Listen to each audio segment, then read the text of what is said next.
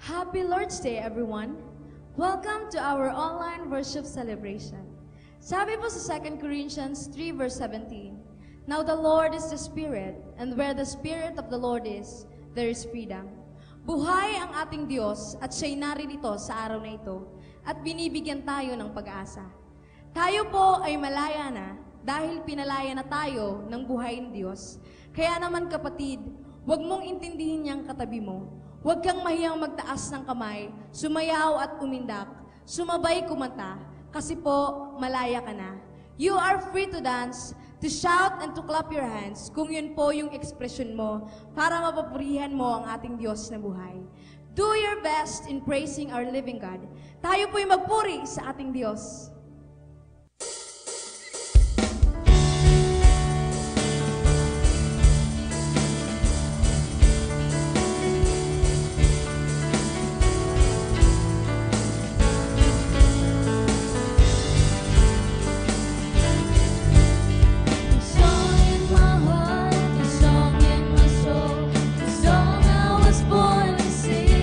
It's your song of freedom. Now I'm free to play.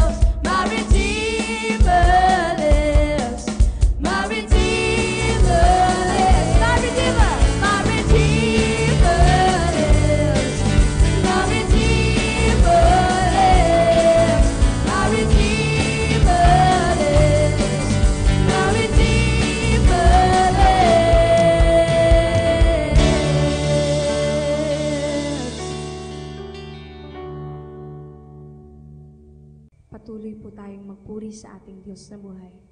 Let us set our mind and our heart in the attitude of worship.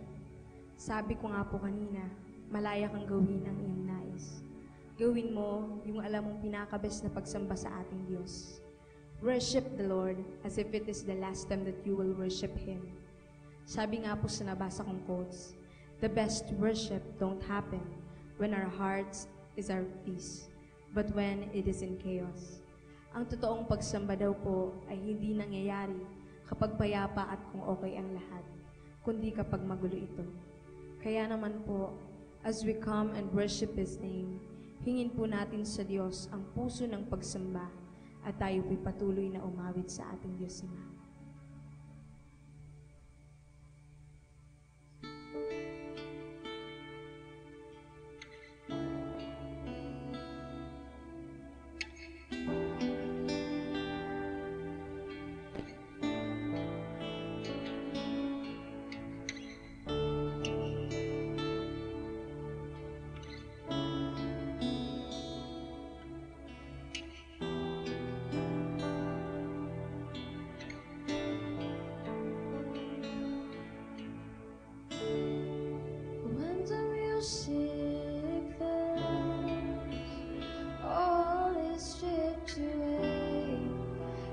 Simply come,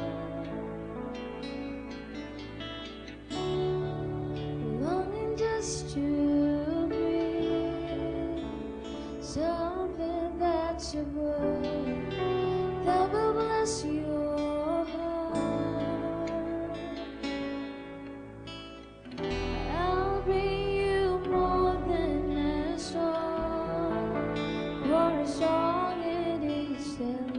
It's not what you have required. You search much deeper within to the way things appear. You're looking into my heart. I'm coming back to the heart of worship. When it's all about you, it's all about you, Jesus.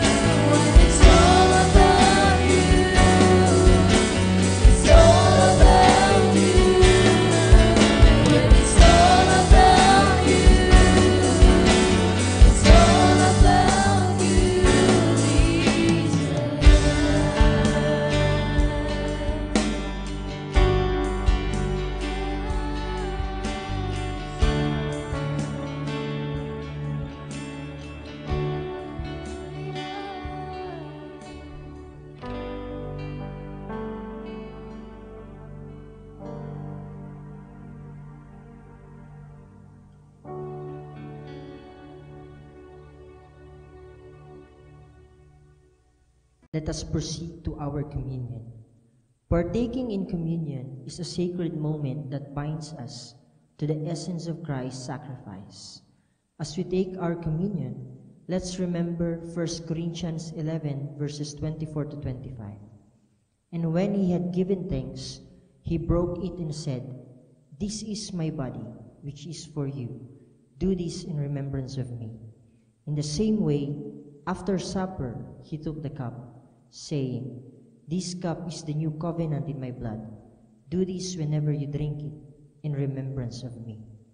Let the bread and the cup symbolize not only Christ's sacrifice, but also our unity as believers. May this communion strengthen our faith and inspire us to live in His love. Let us eat the bread and drink the wine in the cup.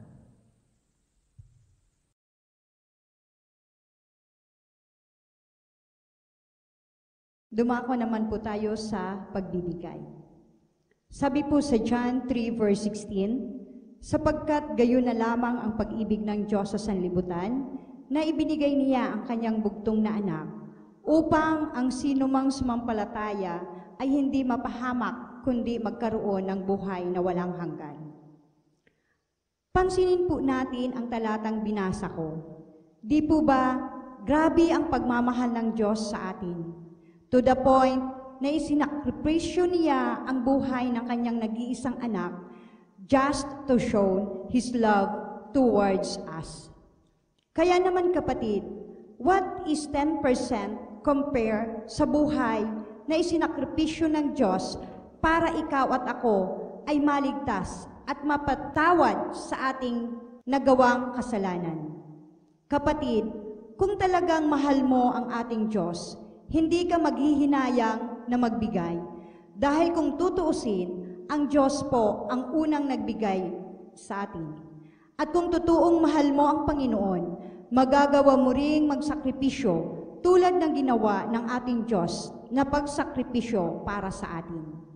Kapatid, kung totoong mahalaga sa iyo ang Panginoon, magagawa mo ring ibigay sa Kanya ang isa sa mahalagang bagay na iniingatan mo, ang iyong pananalapi.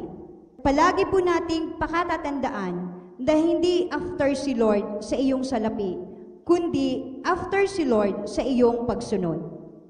Sige po, tayo pong lahat ay magbigay sa ating Diyos na buhay. Maaari ninyo pong ipadala ang inyong mga tithes and offerings sa mga account numbers na makikita ninyo sa inyong mga screen. Maraming salamat po and God bless.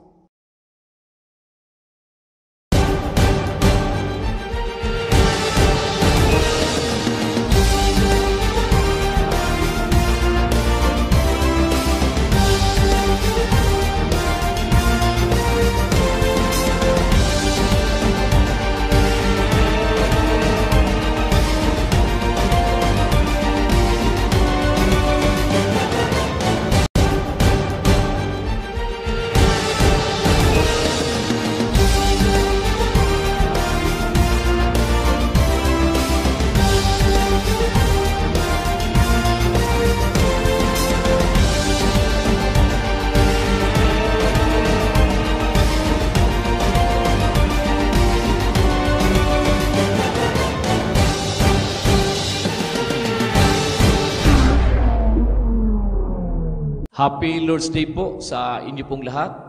Pagpalain po tayo ng Panginoon sa ating online worship celebration at sa ating on-site worship celebration.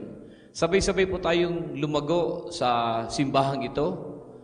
Ang spiritual nourishment ay sapat upang ma-meet ng ating mga spiritual na pangangailangan para sa ating pag-unlad at paglagong spiritual.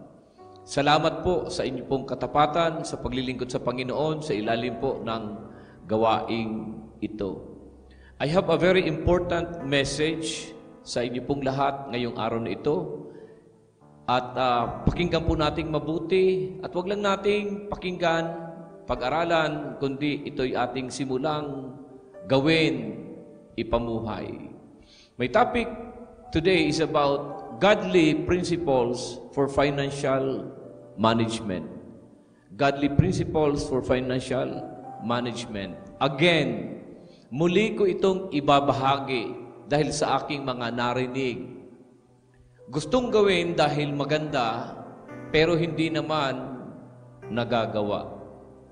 Muli ko po kayong hihikayatin dahil ang mga ito ay prinsipyo na nasa Biblia that even the business people in the outside world practice this. Huwag po nating i-miss out ang mga napakagagandang prinsipyo na makapagbabago ng ating buhay.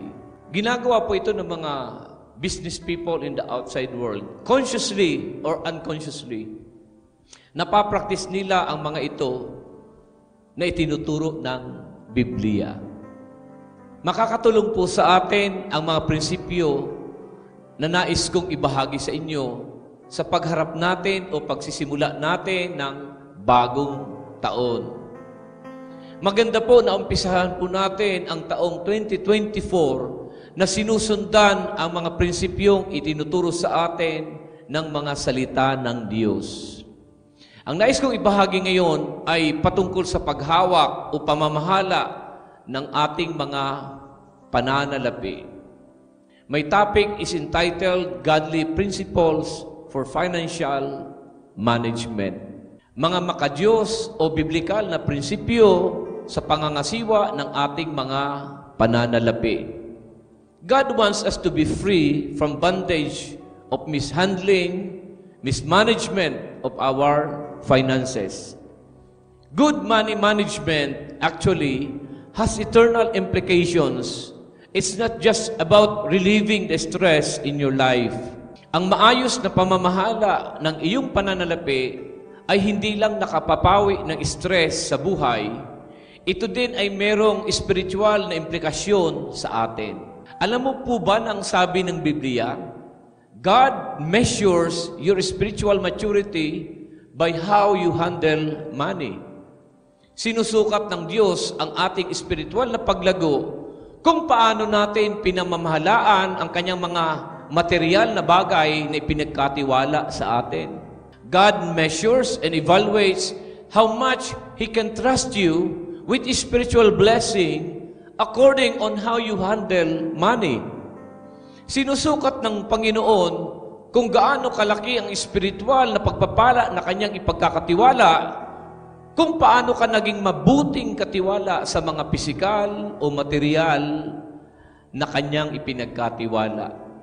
The assignments and rewards and responsibilities you're given in heaven are in direct relationship to how wise a manager you are of your finances and possessions while you are here on earth. Ang mga gantimpala at responsibilidad na ibibigay sa iyo ng langit ay nakaugnay kung paano ka naging mahusay sa pamamahala ng mga ipinagkaloob ng Panginoong Diyos dito sa lupa. In Luke 16 verse 11, it says, Jesus said, "If you have not been trustworthy in handling worldly wealth, who will trust you with true riches?" Kung hindi ka naging mabuting katiwala sa mga kayamanan ng mundong ito, paano ka pagkakatiwalaan ng totoong kayamanan? The way you manage your money influences how much God blesses you spiritually. How much God trusts you with spiritual blessings.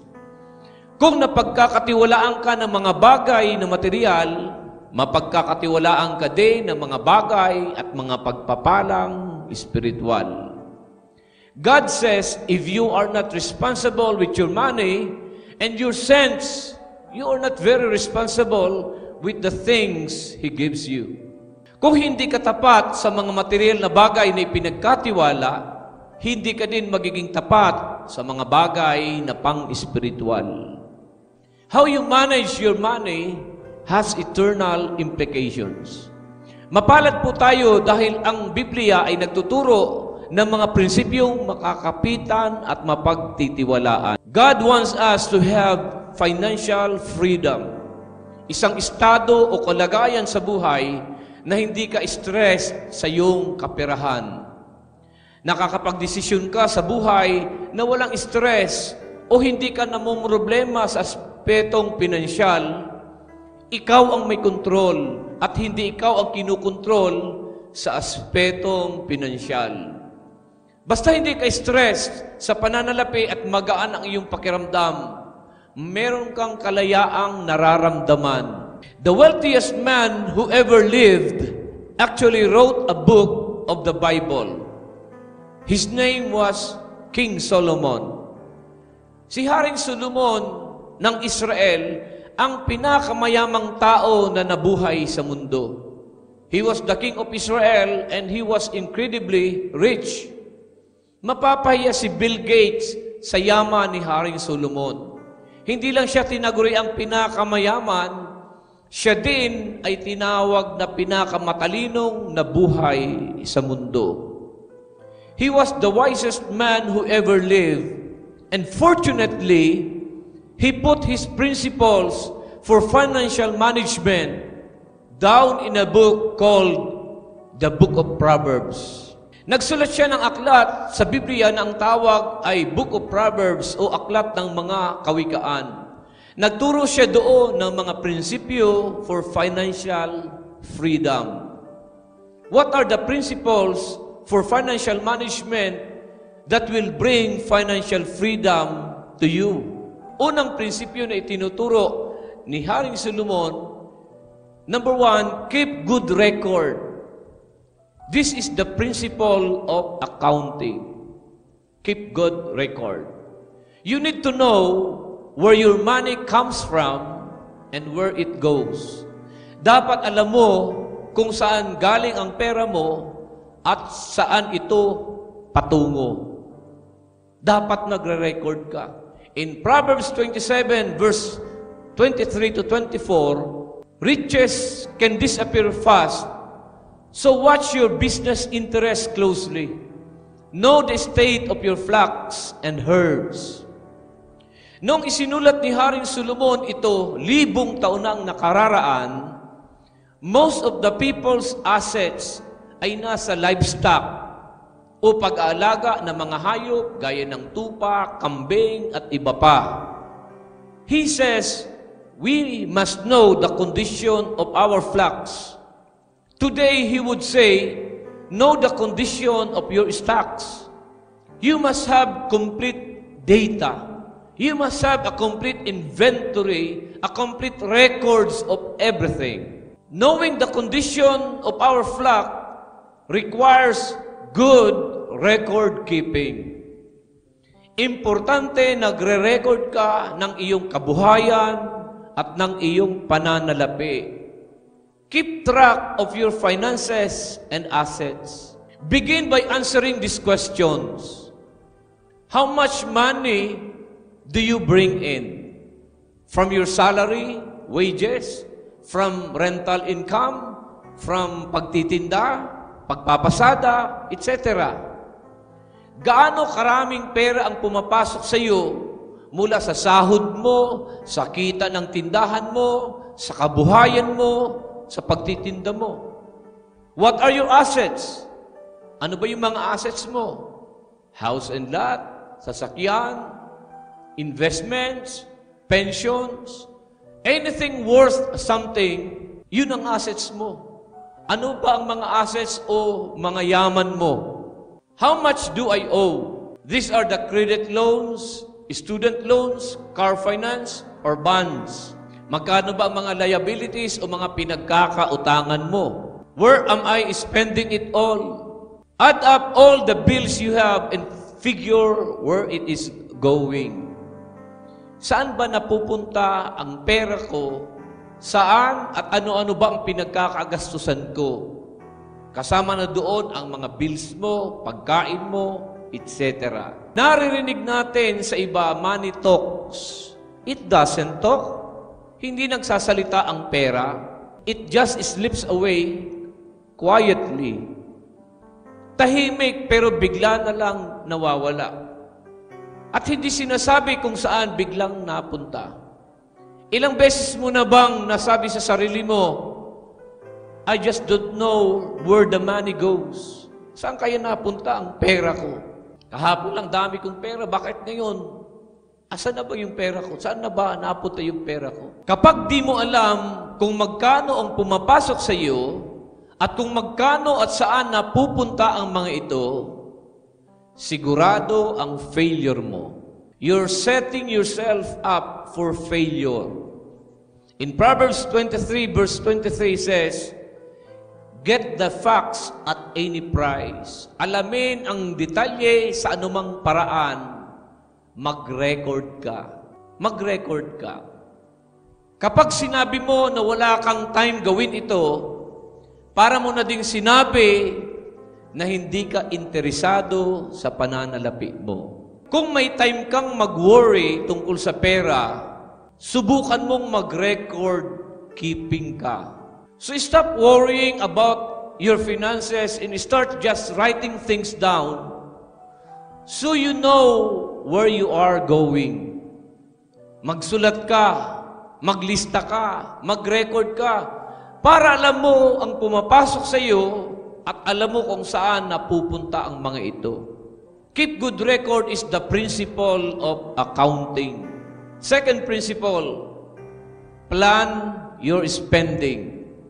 Plan your spending. This is the principle of budgeting. A budget is simply means a planned spending.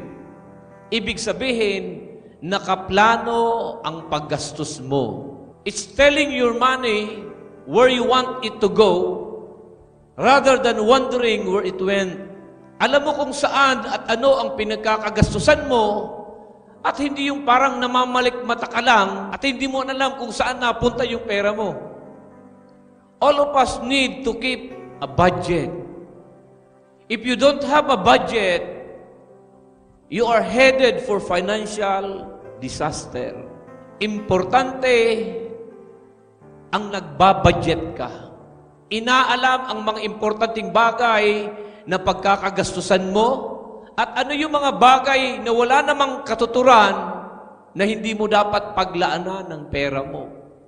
You need to plan your spending so it doesn't get out of control. Dapat kontrolado ang spending mo. Kontrolado ang paggasta mo. Hindi yung todo buhos. Todo buhos yung biyaya. Kinabukasan, nakatunganga. In Proverbs 21 verse 5, plan carefully and you will have enough. If you act too quickly, you will never have enough. Magplano ng maigi at di ka mawawalan. Ang walang habas na paggasta ay mauuwi sa kawalan. Anong ibig sabihin ng talata?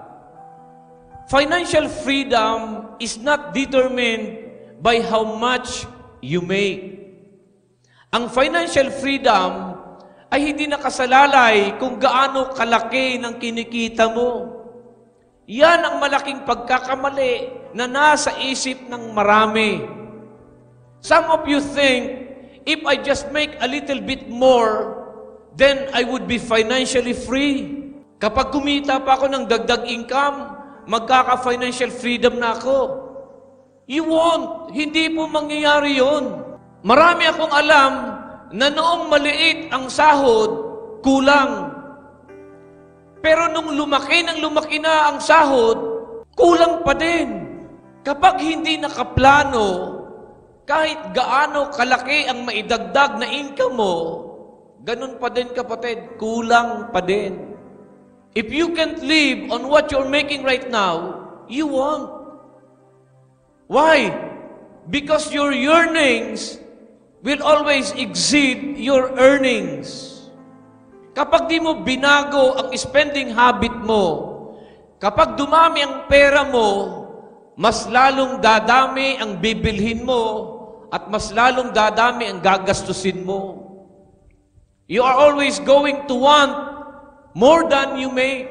If you can't make it on this amount of money, you can't make it on this amount of money. It is important to note, financial freedom is not based on how much you make. Ang financial freedom ay hindi nakabase kung gaano kalaki ng perang sinasahod o tinatanggap mo. It is based on how much you spend. Nakabase ito sa paggasta mo. Financial freedom comes from spending less and not from making more. Nakabase ang financial freedom kung paano mo binabudget ang paggasta mo. Hindi kung paano mo pinalalaki ang kita mo.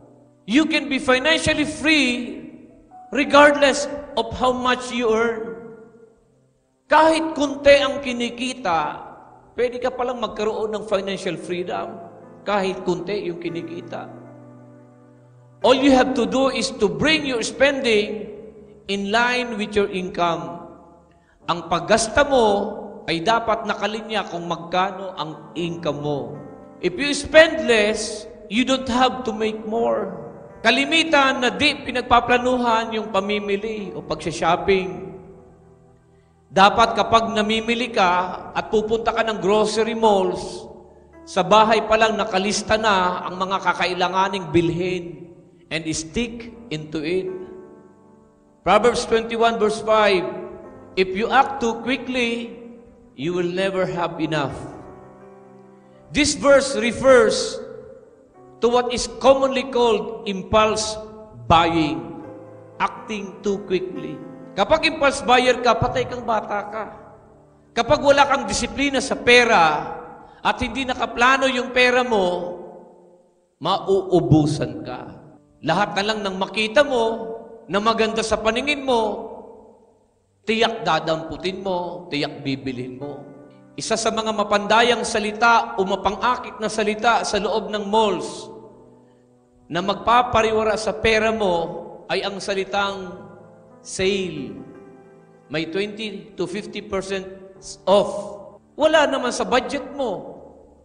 You did not plan to buy it, kaya lang sale kasi. Nagandahan ka, naakit ka, out of impulsive decision, binili mo. You just look at it, and you made an impulse decision, and you acted too quickly. Impulsive buying is based on emotion. It is based on, I see it, I want it. It's unplanned. I don't think about it. I'm shopping, so let's get that.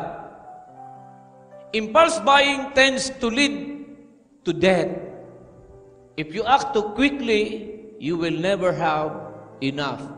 Baka mapasubo ka sa utang sa pagiging impulse buyer mo. Kahit hindi mo naman talaga kailangan, napapasubo ka sa hulugan, nalalagay ka sa pagkakautang. Protect yourself from impulsive buying. Plan your spending.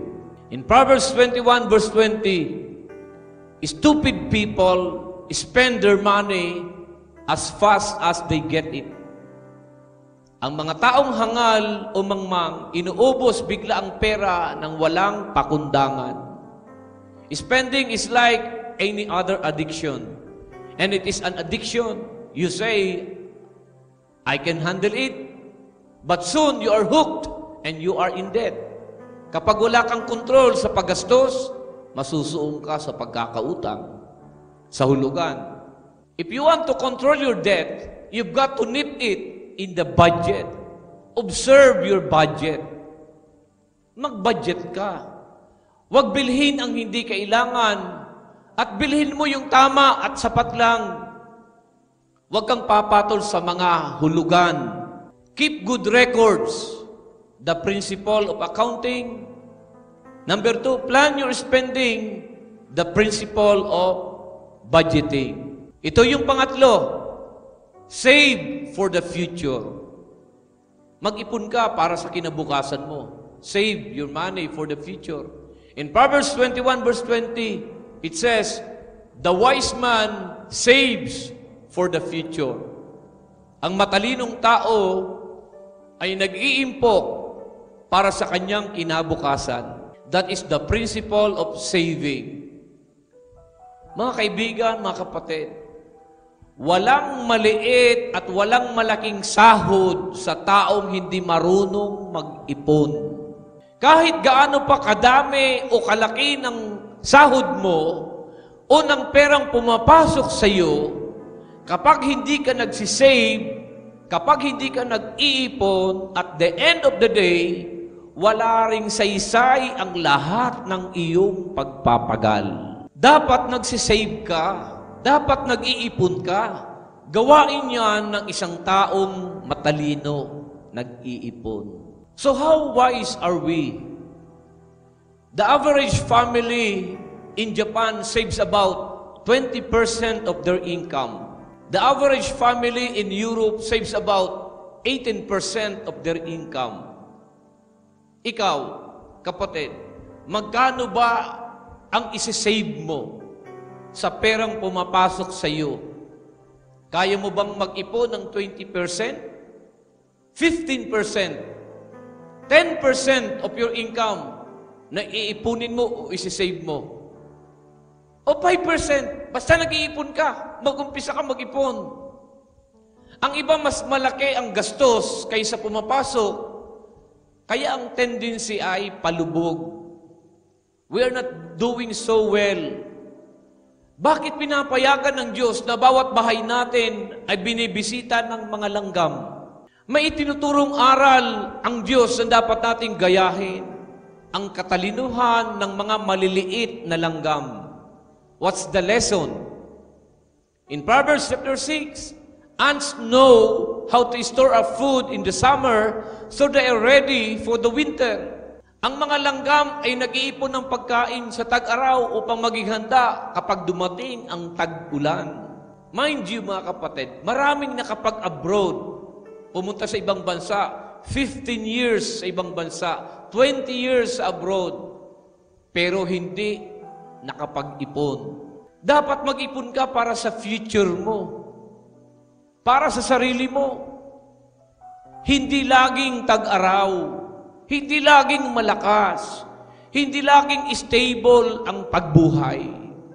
Mag-ipon ka para sa iyong kinabukasan.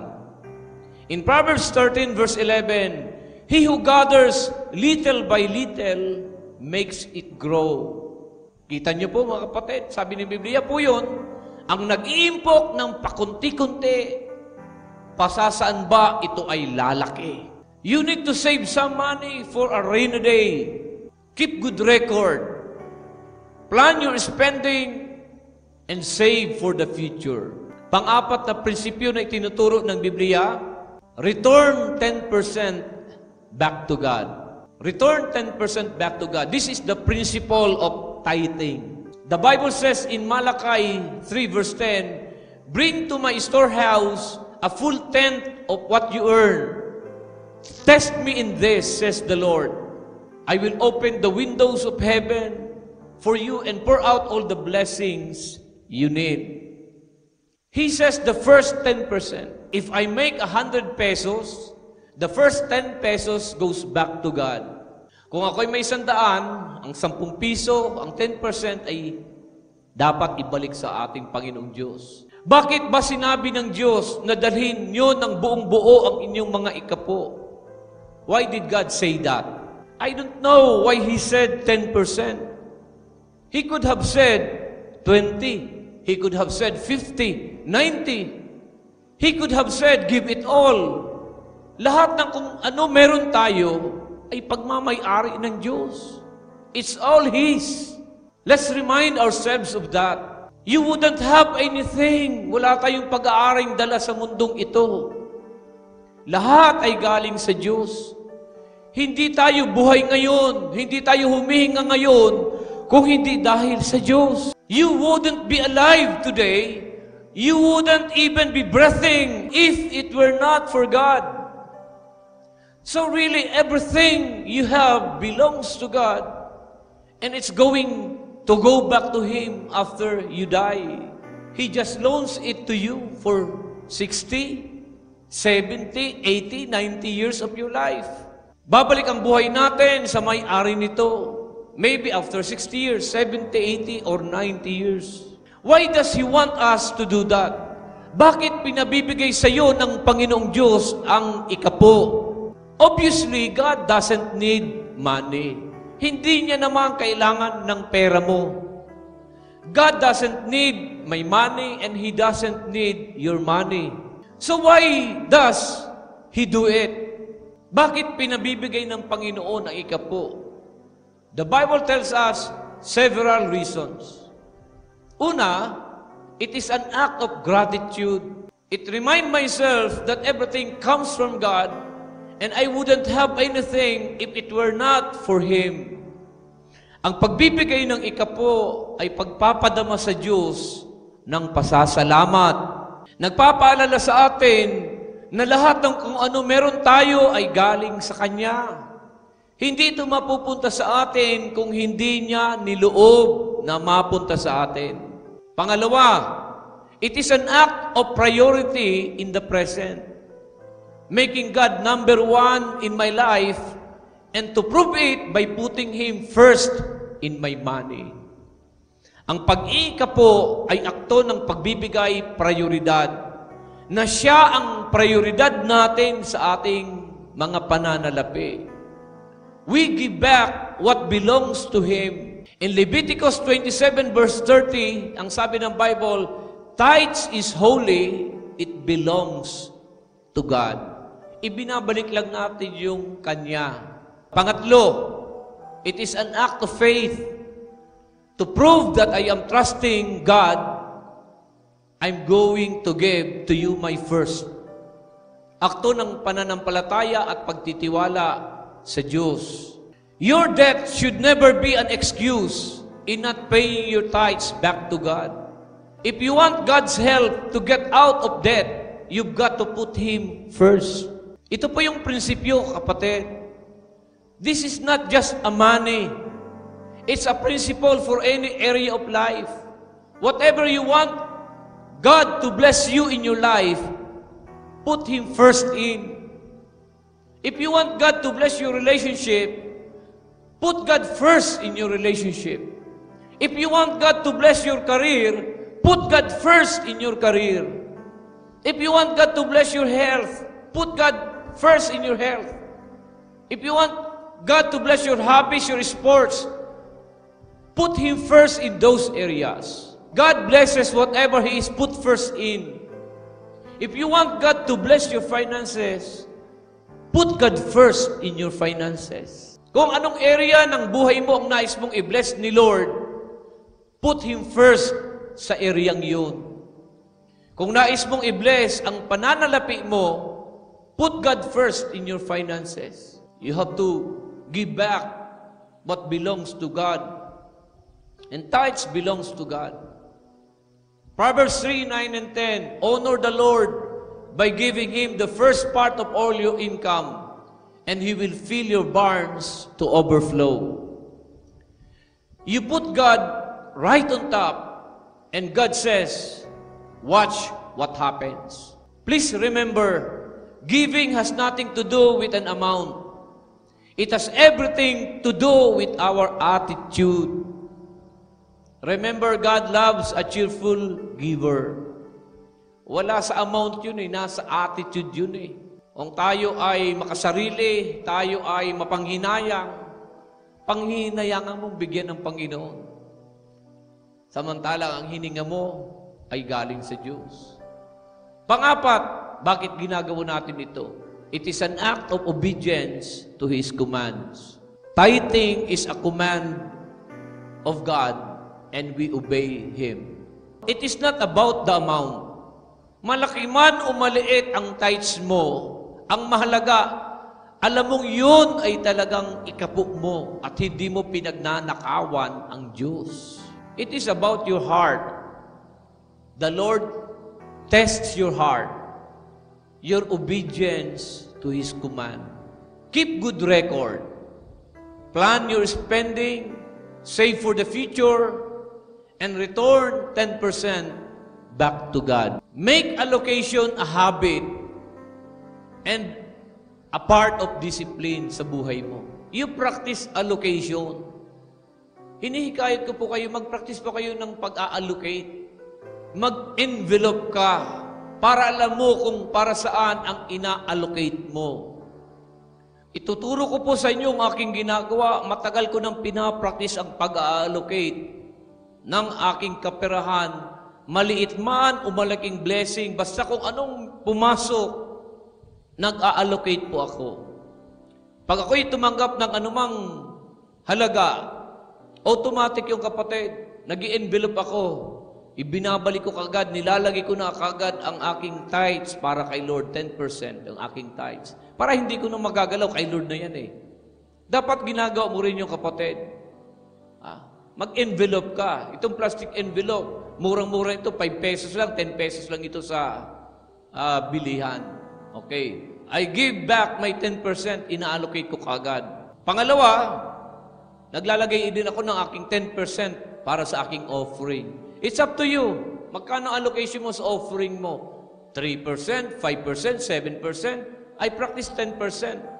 I give 10% of my tithes and another 10% for my offering para sa aking Panginoon. And another 10% na ina-allocate ko sa isang envelope para sa aking giving or benevolence. Siyempre, kapag may nahingi ng tulong o may mga nangangailangan, I practice giving or helping from my benevolent amount na naiipon. Okay? So, and I practice this.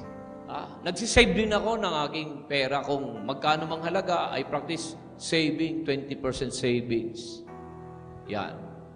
Alright? And, of course, yung natira, yung 50% for my spending.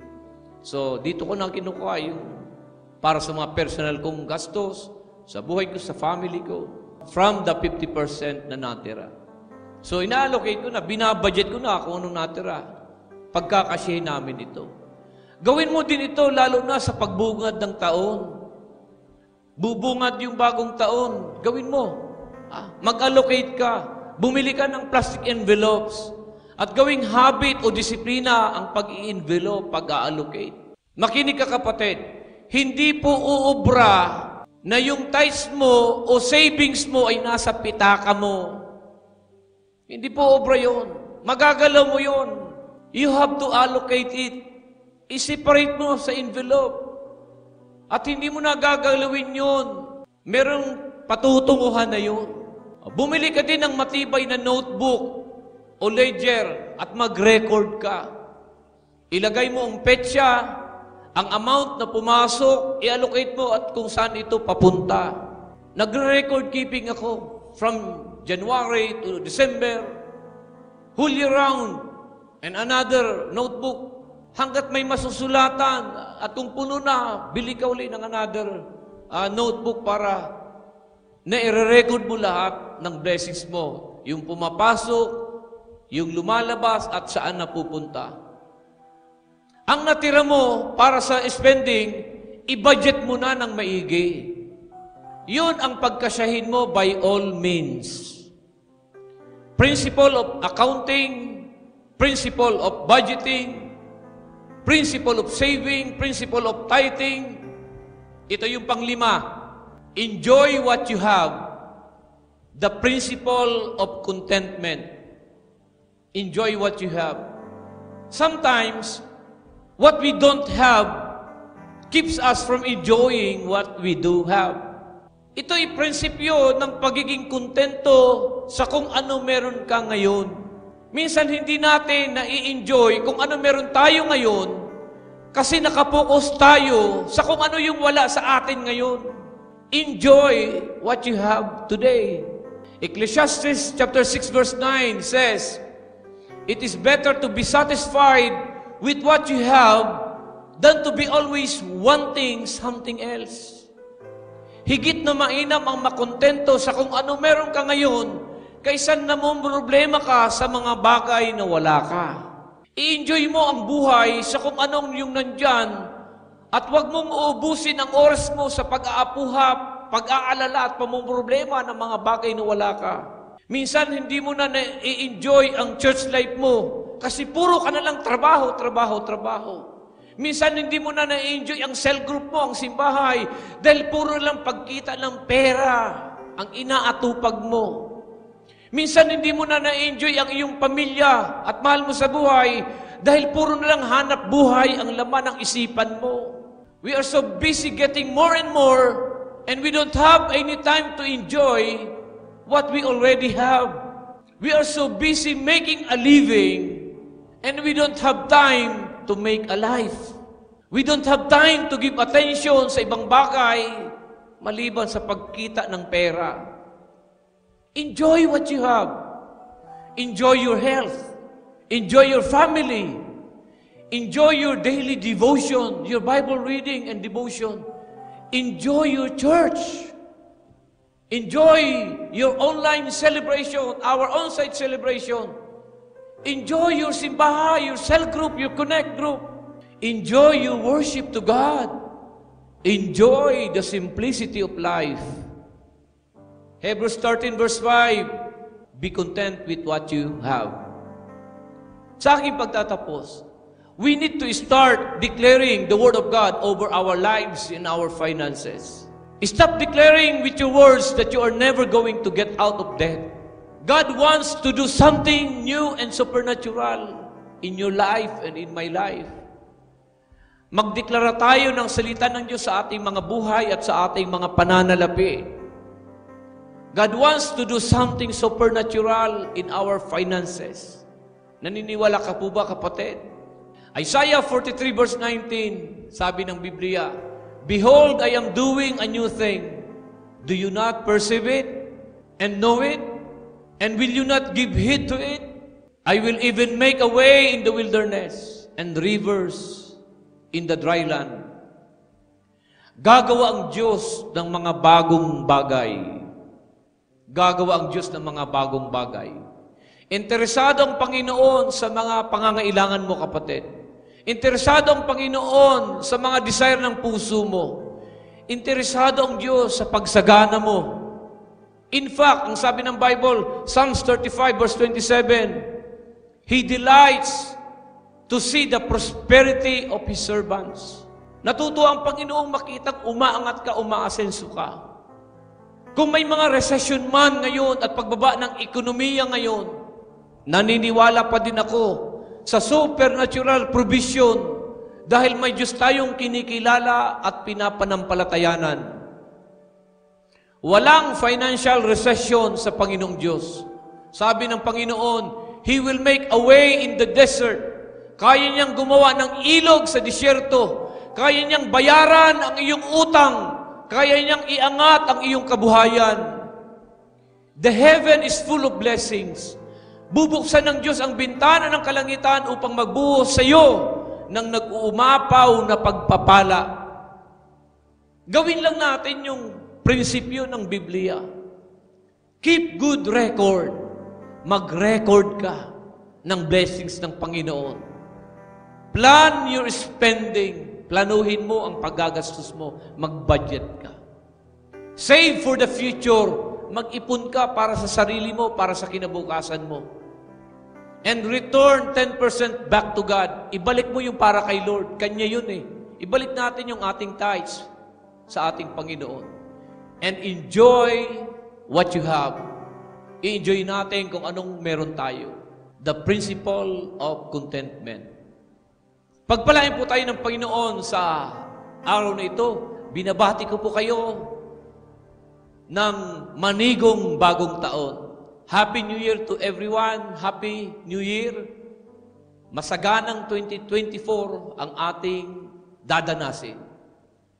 Palapakan natin ating Panginoon. Magsitayo at itaas ang mga kamay at ako'y nagdideklara. Ang kapayapaan ng Panginoon ay sumating lahat.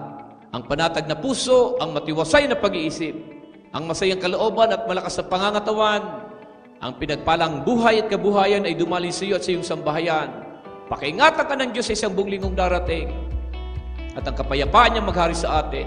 Tanggapin natin lahat ito sa pangalan ng Ama, ng Anak at ng Espiritu Santo. Lahat ay magsabi ng Amen. Kapatid, gawin natin ang mga prinsipyong ito. Tamang-tama, bagong taon. Umpisa na natin ngayon. God bless you. God bless you.